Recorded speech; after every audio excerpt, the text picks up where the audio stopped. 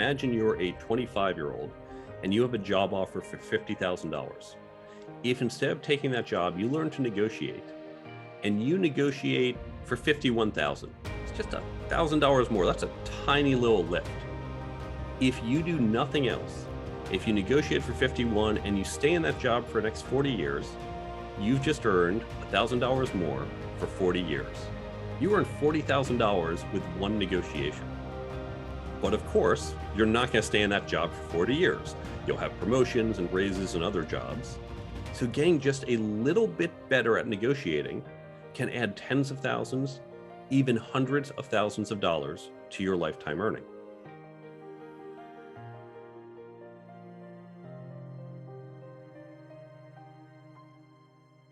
Thomas Green here with Ethical Marketing Service. On the episode today, we have Mark Herschberg. Mark, welcome. Thanks for having me on the show. It's my pleasure to be here. You are very welcome. Would you like to take a moment and tell the audience a bit about yourself and what you do? Sure. I've had a very interesting dual career. I came out of MIT back in the 90s and started as a software engineer. Early on, I realized I wanted to become a CTO, a Chief Technology Officer, overseeing the engineering department. I realized that to get there, it wasn't just about being the best engineer. There were all these other skills I needed: leadership, communication, team building, networking, negotiating. No one ever taught these to me. So I had to develop these skills in myself. And as I did so, I realized these apply to everyone, not just C-suite leaders. They apply down to the most junior person and of course to entrepreneurs. And so I began to develop them not just in myself, but across my entire organization. Now, as I was doing this, MIT had done surveys of companies, and they said, these are the skills we want to see, not just with MIT folks we hire, not just recent grads, but in everyone. And similar research done by other universities have shown these are the skills companies want across the board, but they can't find because, again, we're not teaching them. So MIT wanted to put together a program to help develop this in our students. I heard about it, I reached out, I said, I've got some content, I'm happy to share it. And they invited me to help co-create the class. I helped create some of the early modules and then asked me to help teach the class. So I've been doing that for over 2 decades now. So I've had these 2 careers. My primary career building tech startups as a CTO, overseeing technology, product, data science, but in parallel also teaching at MIT, the speaking, and now the book that I have on professional development. There's a lot to ask you about there. So thank you for the introduction. You mentioned that you thought that you were lacking in certain skills because you had the tech skills, but not so much the other ones. When did you first start to realize that was the case, and what was the example or the scenario there? I don't know if there is any one instant, but as I began to look into project management, I recognized the importance of some of these skills. There's a great book I read called Peopleware by Tom DeMarco and Timothy Lister. It is one of the best management books I've read. And the thesis is that most software projects fail, but not so much for technological reasons as sociological. It's not that we can't figure out how to make it work. You don't need a PhD for most of the software that we build. It's that people miscommunicate. It's that people don't know how to lead. They don't know how to engage with others.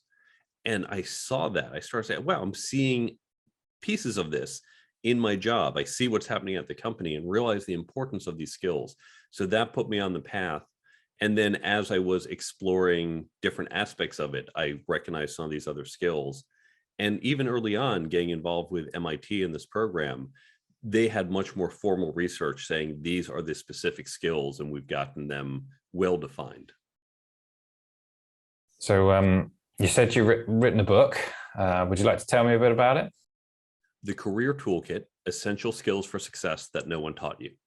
The book is 10 chapters in 3 sections relating to these 10 skills that we see time and again in surveys of companies. Section 1, careers. So chapter 1, creating and executing a career plan. Even if you're an entrepreneur, by the way, and you say, well, my title doesn't change, it's still about your development and growth. That goes into your career plans, not just titles. Chapter 2, working effectively. Things like managing your manager, understanding corporate culture, or how to create one for your organization.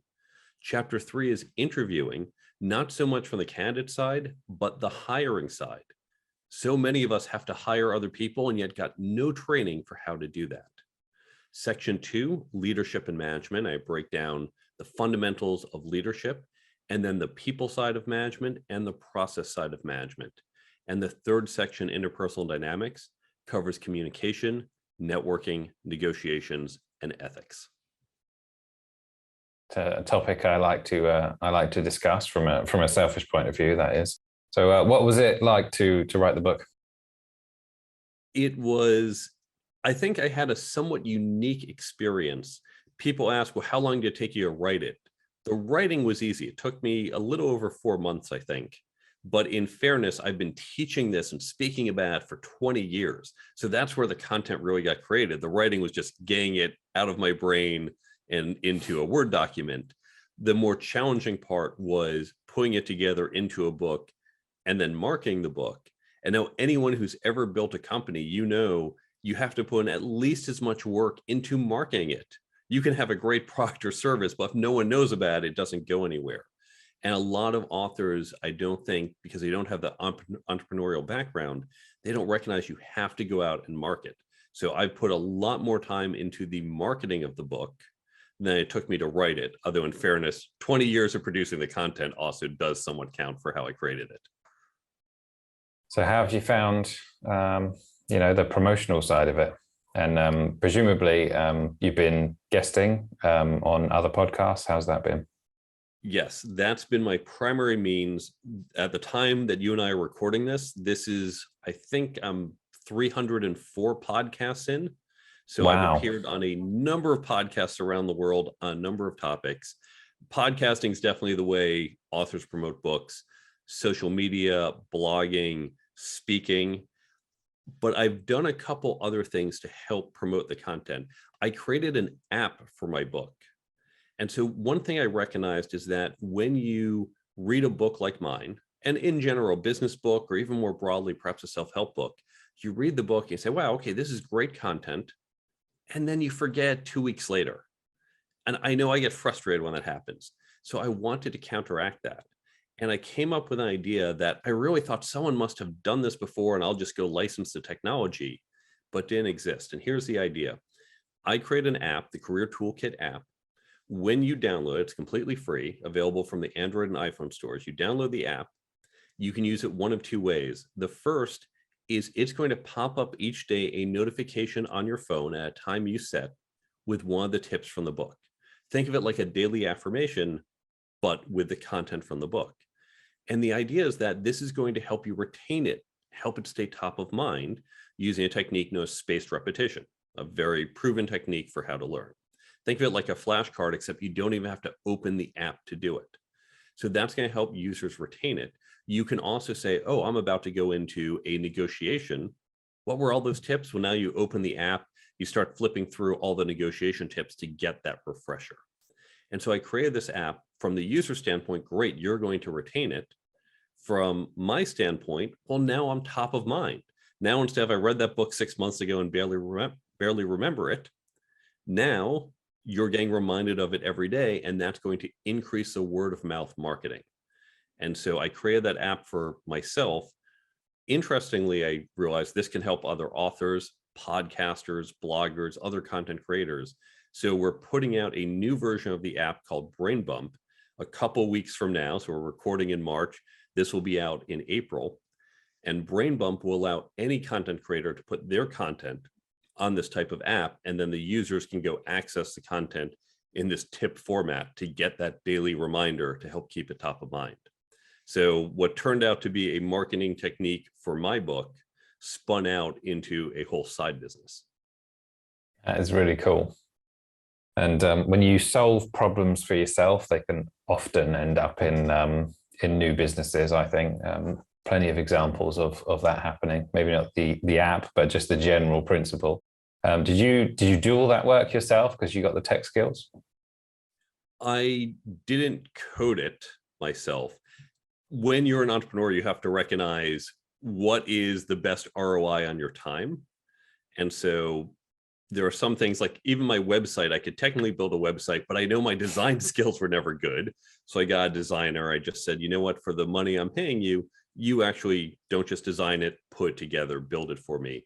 Likewise with the coding, I'm a little rusty on coding these days. I could probably still do it, but it's faster for me to go hire someone else because my time is used in my fractional CTO work or in the speaking and other services that I have at a much higher rate than what I pay. So I'm arbitraging in terms of my abilities and those who can do the coding for me. If the CEO is the quickest typist in the company, you still do not allow them to do the typing. Well said. What are your other businesses? Because you said you got multiple business interests, I think. So in addition to the book and speaking, and now of course the app, I work these days as a fractional CTO. I've traditionally been a CTPO, Chief Technology Product Officer, in different startup companies. When the book came out, knowing that I had to market it, it was a good time in my career to step back from full-time work and do fractional work. So I would get brought into companies, most likely part-time. So I work with companies anywhere from 5 to 30 hours a week, helping them out either because they don't need a full-time CTO or CPO, or because they have one, but there's just so much extra work. They say, can you just cover a bit for me? And so I've been doing that with different clients, and that's allowed me the time and flexibility to go on 300 podcasts, to go work on my app and do other things. So the 300 podcasts, you must have some, are there any funny stories of, because you're bound to get some interesting ones in that volume of podcasts that you remember? Yeah, nothing super crazy, funny. It's been great for meeting people. And by the way, as a networking technique, podcasting is fantastic, both as a host, where you have people coming to you, and as a guest. You just meet so many great, fascinating people all around the world. And certainly you have bumps along the way. I've had missed podcasts, few of them my fault, quite often host or just scheduling conflicts or confusion. So there's a lot of overhead and logistics, but nothing totally crazy. The closest I had was just right before doing one of the first live shows, the internet went down in my whole building. And that just killed the show. I think they got rather upset because they did not invite me back. I had a power cut for a guest on one occasion. So we were mid-conversation and then the lights went out and then the internet went and that was it. So I thought that was kind of a funny one. What makes a good podcast host in your view? Oh, very good question. Podcast hosts, there's a couple things. I'll first talk about the logistics piece, because I've seen lots of hosts and lots of ways how to get on their show. But a good host has not only kind of a process for here's how to apply to the show, but also information saying, here's who my audience is, here's how long we're going for, here are the things that will help you better orient yourself to the podcast. Now, in the actual show, I think for a podcast host, it's making it about the guest. And I don't mean as I'm saying this to you, like, come on, make this about me. This is what I want.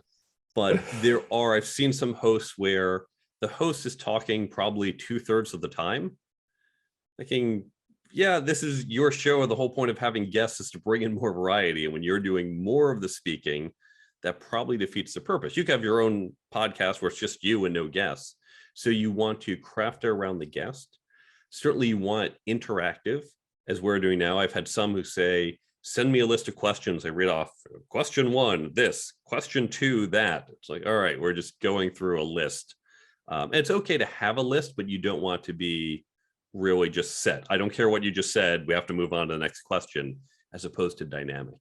So I think those are probably the good hallmarks of a good host. And coming back to the book just for a moment, you went through the chapters. Did you have a favorite chapter? It's hard to pick a favorite. It's hard to, how do you pick among your children? I will say I am probably maybe a little more passionate on the ethics piece. In fact, my editor noted that.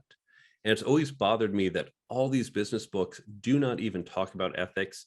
Ethics, even though it's on that list of 10 that we get in the surveys of companies, ethics is on there, but I always feel like it's last on the list. They don't rank them, but when you look at what companies do and they talk about different things, ethics just feels like, oh yeah, and do ethics as well. Be ethical. And it's an afterthought. And if we can all work to be a little better, we can have such an incredible improvement on just our organizations, on society as a whole, to be better and more ethical. So I think I'm particularly passionate about that only because it's ignored by so many others. So what's the context behind the ethics information in the book around, I'll leave you with that. What's the context there? Now, every chapter in the book has a mental shift, how to change how you think about it, and then concrete things you can do to implement, to execute on that particular skill. With ethics, it's emphasizing the importance of thinking about ethics, not just having it as an afterthought, about being proactive in how you think about ethics. The analogy I use is think of fire drills. If you've never had a fire drill before, if you've never heard a fire alarm and you're in a building and you hear an alarm or someone says it's a fire, you might panic. You might run for the doors. There might be a stampede. But of course, we all grew up doing those fire drills in school, and we learned to line up and we learned to walk calmly. We take the stairs, not the elevator. We know how to do this. And I've been in buildings where the fire alarm has gone off. There was no shoving. There was no stampede. We all knew calmly go to the stairwell and walk out of the building. Great. We've been trained. When you think about the ethical situations we face, there's always some pressure. Now, it might not be the 3 minutes you have to get out of a burning building. It might not be quite that short or intense, but there's some pressure because you're thinking, how am I going to make payroll this Friday? Or I just lost my biggest customer and I'm going to go under if I don't do something in the next 2 months. You think about some problem, you feel that pressure. And it's so easy at that point to cut corners. To say, well, I'm just going to do this, not long term, but I just have to temporarily do this because you feel that pressure. If we have practiced ahead of time, if we've thought about what are the boundaries, what are the areas, where might we get into a gray area, and where are the lines where we say, no, really, we should not do that, then it's easier when that alarm goes off that we're prepared, that we say, okay, I know what to do. Use the stairs, not the elevator. Don't cross this line. But we have to think about ahead of time. Now, you can't think about every possible issue, but just thinking about a little bit ahead of time gives you some boundaries, some guidelines. Talking through it with others means you're not under that pressure. You don't have that adrenaline going through your body saying, oh my God, fight or flight, what do I have to do? You have more clear-headed discussions to help you plan ahead of time. So using the analogy, let's say losing your biggest customer, for example, if you prepare for that in advance, then instead of having the conversation on your own or deciding what you're going to do in the fire drill, there's a specific process that you go down, and that involves having a conversation with someone, which is walking down the stairs instead of the elevator thing. Exactly. You have, just as you have your fire plan, your escape plan, you have a plan for these stressful situations. And so again, if you didn't know where the stairs were, where the fire escapes were, where the exits were, and the alarm goes off, what are you doing? You're panicking, your adrenaline's high, you're trying to look around, but it's hard to focus, it's hard to think. But of course, you have the exit signs, you know where the stairwells are. So when you lose your customer, instead of saying, oh my God, I'm under a lot of pressure here, and what do I do? And how do I make up for this? And how do I deal with things in the meantime? So, hey, I'm just going to pull out that plan for when I lose that customer. Whether it's a formal written plan or whether it's just things you've thought about ahead of time, you've got that plan that you created when you weren't under that pressure, when you didn't have that adrenaline rush. So you can pull it off and follow it calmly and have a much better outcome. So by doing all that, you're helping people become more ethical because they have a procedure to follow, essentially. Exactly. You're less likely to make mistakes. Now, there are still some bad actors who will say, I don't care, I'll raid the pension fund to make up the lost revenue. Okay, but you clearly know what you're doing. You clearly don't care. But for those of us who want to do the right thing, this just gives us those guidelines, those boundaries to help keep us on the right path. It's interesting. I hadn't thought about it that way before. I mean, typically when I speak about ethics, I'm trying to determine, even in the funny scenarios that you might get, what's right from what's wrong. And your focus, at least in the book, as I understand, is how to guide other people to be more ethical. Exactly, because I only get one chapter in my book, and I can't possibly go through every scenario you could face as a business person. So it's less about, hey, here's what to do in each situation, and more, and this is true for every chapter, here are the tools, here's how you're going to execute in the situation for a better outcome. So are you happy with the sales of the book? Generally, yes. Now, the generally is because I have friends who are New York Times best-selling authors, and I'm always a bit of a competitive person and think, I'm not one of the top books on the New York Times bestseller list. So I always want to strive for more, but certainly for how I did my book and how I'm marketing my book, and I'm not spending $100,000 on a national media campaign for it. So I'm certainly happy with the results, and the ROI has been fantastic. Good, glad to hear. And it's, once you referenced it, once you've got a book out there, your job, or your second job, is now starting. So I'm glad that you've been able to, shall we say, achieve your goals there. When I prepped for the episode today, I saw MIT on your profile, and I was like, that's kind of cool. There's MIT's got a very cool reputation. What do you think about that preconceived opinion that I have about MIT? Yes. Thank you for thinking we have a cool reputation. I think we do.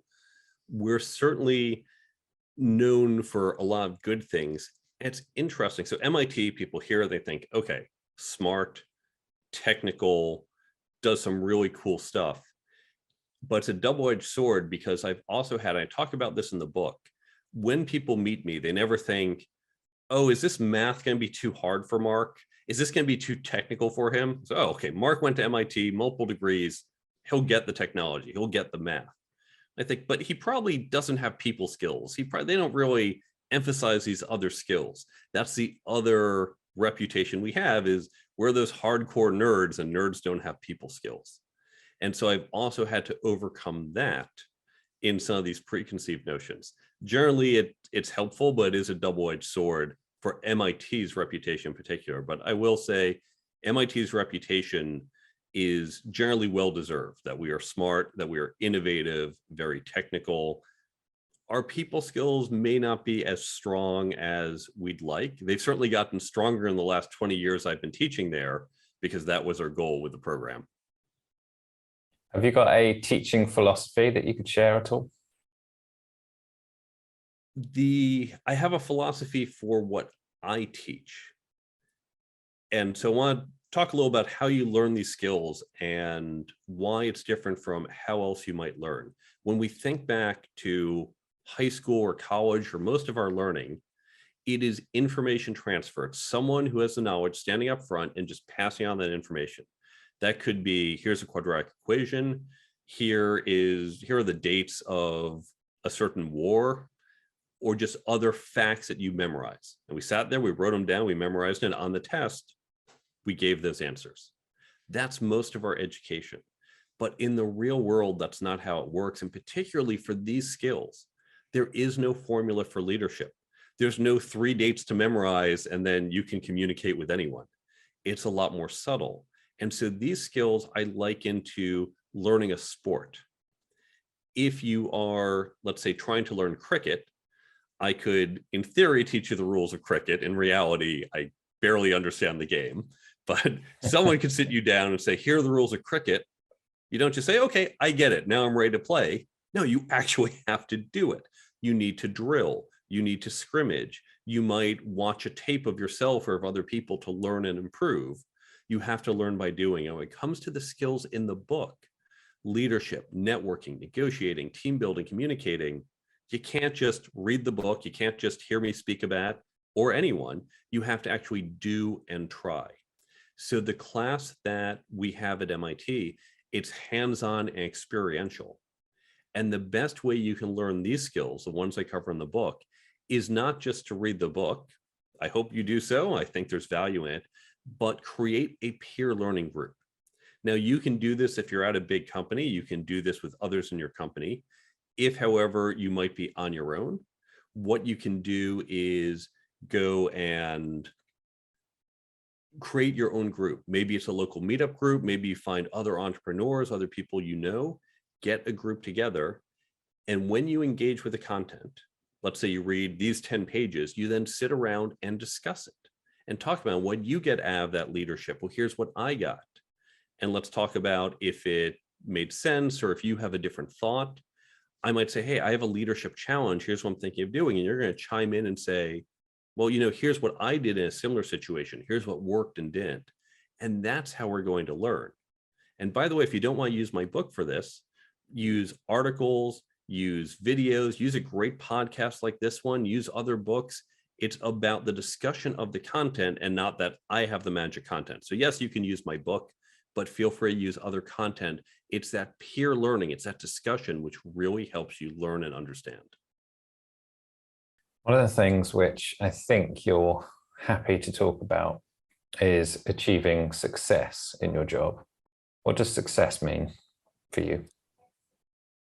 Success for me personally is about achieving my goals. It's whatever your goals tend to be. For me, it has to do with family, with my own career and financial success, and then with helping others through the book and through the nonprofit. Other people may have different specific goals in what they want to achieve, but it's setting out goals and achieving them at a fundamental level. And what are your goals? To have a wonderful, happy, healthy family, to, in my direct job, just achieve more success, build more interesting companies and products. And then in terms of my teaching and book and speaking, to help more people be successful in their own careers, to help people with their professional efficacy. Very clear. Thank you for that. Is there anything that I should have asked you about today? I think we covered the key things. I'll mention where you can learn more about me. On my website, thecareertoolkitbook.com, you can learn more about the book. You can see where to buy it, Amazon, other places. You can get in touch with me or follow me on social media. You can download the free app, which is linked from the website and goes to the Android and iPhone stores. There's new content I put out every week, and there's an entire resources page where I recommend other books if you want to go deeper on these topics, links to free online resources, and a number of free downloads, including how to create that peer learning group. That's the first download on the page. So all of this is at my website, thecareertoolkitbook.com. That was very polished. That was very impressive, that last bit. It almost seems like you've done it 300 times before. You learned to do it. The app, incidentally, can anyone download that, or do you have to buy the book? Anyone can download it. You don't have to buy the book. We don't look for proof of purchase, so you can go download. It's also a good way if you want to check out some of the content in the book and see, is this something you want to learn more about? I don't know really why I asked that, because I'm quite happy to buy the book, and I probably will. But I will probably, I'll tell you why. It's because I'll be able to get the app immediately, straight away. But you got any closing thoughts for us today? It's that, remember, this is a long journey, but you don't need to get to the end to start to be successful. So here's how I think about it. Let's take negotiations as an example. Now, I use employment, but this will apply to other types of negotiations. Imagine you're a 25-year-old and you have a job offer for $50,000. If instead of taking that job, you learn to negotiate and you negotiate for $51,000, it's just $1,000 more. That's a tiny little lift. If you do nothing else, if you negotiate for 51 and you stay in that job for the next 40 years, you've just earned $1,000 more for 40 years. You earned $40,000 with one negotiation. But of course, you're not going to stay in that job for 40 years. You'll have promotions and raises and other jobs. So getting just a little bit better at negotiating can add tens of thousands, even hundreds of thousands of dollars to your lifetime earning. To say nothing of when you deal with customers and partners and suppliers. Learning to get just a little bit better has this massive ROI. Now, we can do the math with negotiations, but it applies to everything. If you are slightly better at communicating, slightly better at leading, at any of these skills, no one's going to say, well, I'm going to pay you more for your product, or I'm going to pay you more when I hire you, but it will bring more opportunities. It will help you stand out more. It will lead to more customers, to more success. So it's not about being the best in the world as a leader, as a negotiator, as a networker. It's about getting just a little bit better, and it has a massive ROI on your career and success. Principle of compounding, maybe? Exactly. So I think based on what you just said, regardless of the price, your book is too cheap. Can we establish that? Yes, indeed, because the money you pay for it, you're going to earn that back in your first negotiation. There you go. Well, yeah, can you just remind us where's the best place for people to find you? The careertoolkitbook.com. And again, you've got the app, the content, follow me on social media, links to Amazon where you can buy it, and all those free resources at thecareertoolkitbook.com. Okay, well, so for people who are listening, please review the links in the description. And Mark, thank you very much for being a great guest. Thanks for being a great host and having me on the show.